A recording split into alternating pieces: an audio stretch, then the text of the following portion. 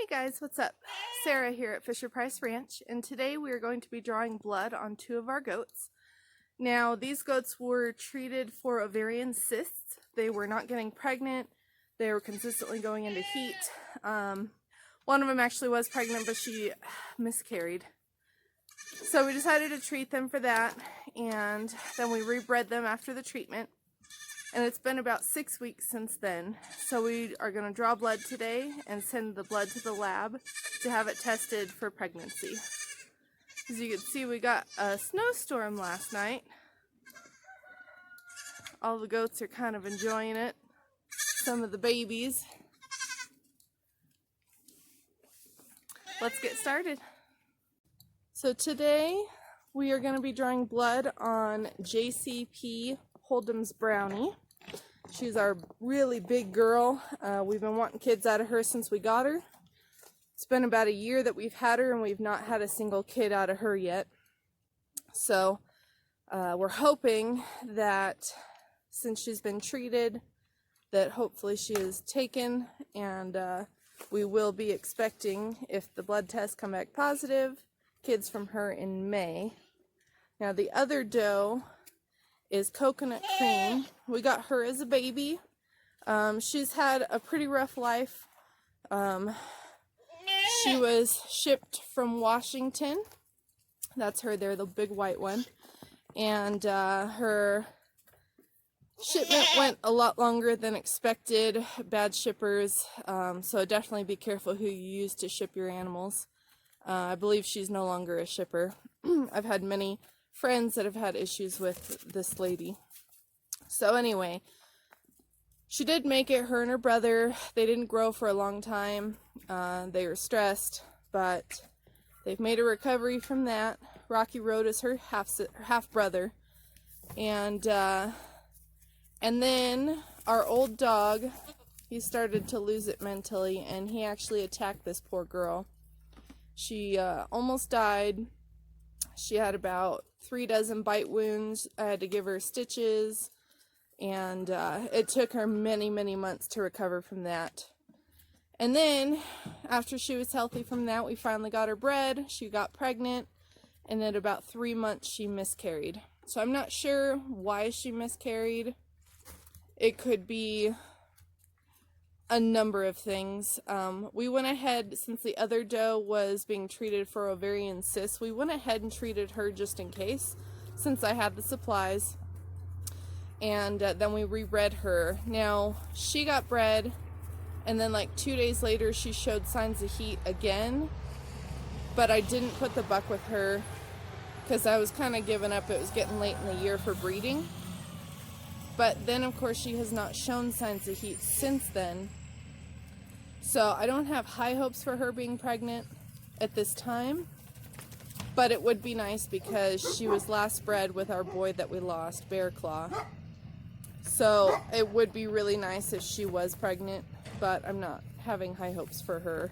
Now Brownie, this big girl, we had a couple of bucks in with her just to try and get her bred. So I'm not sure if she is pregnant, who she's bred with. But I have them written down, and we could do DNA testing later if we get to that point. So let's go ahead and draw the blood, and then we're going to get it sent to the lab. Alright, so the way you draw blood is, you see the esophagus here, depending on which side you want to go on. I like to go off my right side because I'm right-handed. You can go about a 1 inch over, and put pressure right there. And then you'll see the vein will pop up. You can see it, it goes all the way up right here. And that's where we're going to stick the needle in. You're going to want to go at an angle to go up inside the vein. Okay, ready? Now I put my finger against it so it doesn't roll away from me. See, now it's really sticking out. Okay. Poke.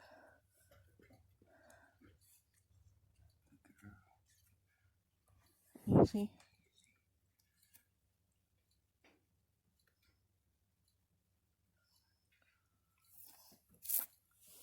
You want to get about 2 to 3 cc's, depending on what blood test you're going for. All right, and she is all done. Oh goodness, we hold that facing on me. Alright, so now we're just going to make sure, since we're doing 2 girls today, I have 2 vials, so I got to make sure I have the right vial, which is why I pre-write the names on the vials. So this is coconut cream. And you want to put the blood in there right away, because it will coagulate pretty quickly. Especially since we have snow, it's pretty cold. So she is done.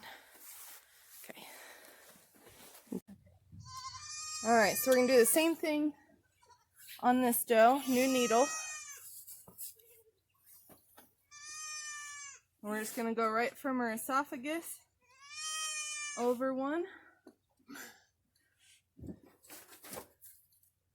Okay. Ready? Poke. Poke. That's a girl. Good girl. Say there.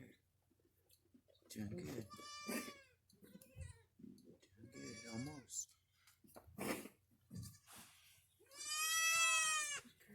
Good girl. Go Funker. Alright, so then we're going to make sure we put it right into our vial for Brownie.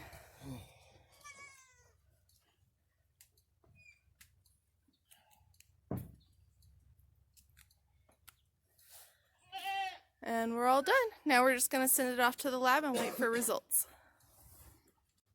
Alright, so we're in my office and we're going to send my blood to the lab for testing. And we use Sage Ag Labs. They're in Idaho.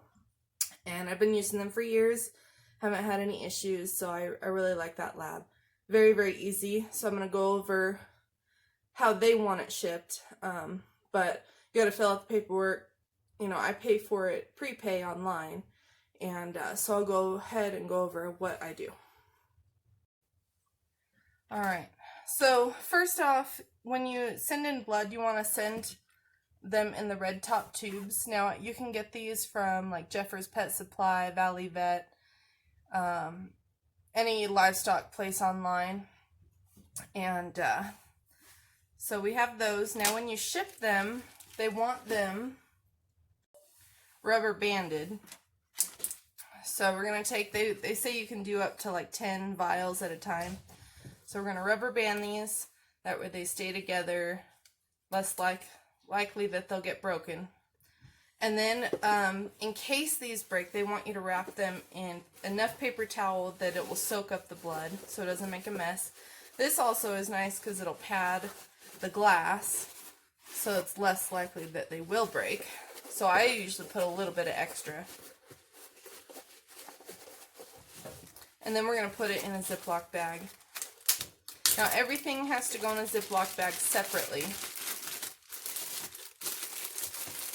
So let's say, so with pregnancy testing you don't have to send it with an ice pack. But with disease testing you do.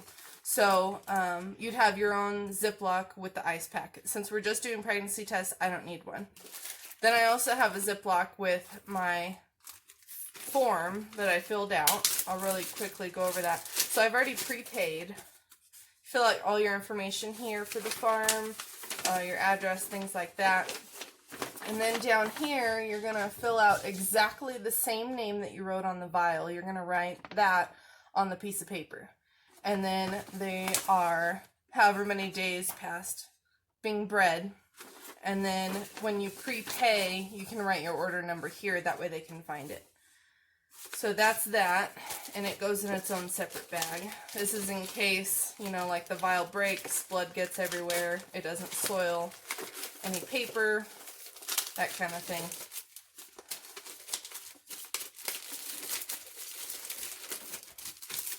All right. So then, I use just a priority mailbox. You're going to write exempt animal specimen on there. And then, of course, you know, the address, normal. So then we're going to put the paper in there. And then I need to get some newspapers so I can fill in all the cracks. And then we'll stick the blood in there in the middle so it doesn't get broken. So that's how we ship it. Since today's Thursday, I will probably find out results. I believe it's Wednesday, Tuesday or Wednesday. So we'll come back then and see what's going on there. Well, I hope this video was helpful for you guys. Blood drawing can be scary. It was made me a little nervous when I first did it, but once I've done so many, it's cake, you know. It's really easy once you learn where to poke the needle. You know, you got to find that vein just right. It took me a little bit to figure it out when I first got started, but then once I realized it was only about an inch away from the esophagus, and you just put your finger on there for the pressure, and then that blood fills up that vein and just pops right out at you. It just says, hello! And so it's a lot easier.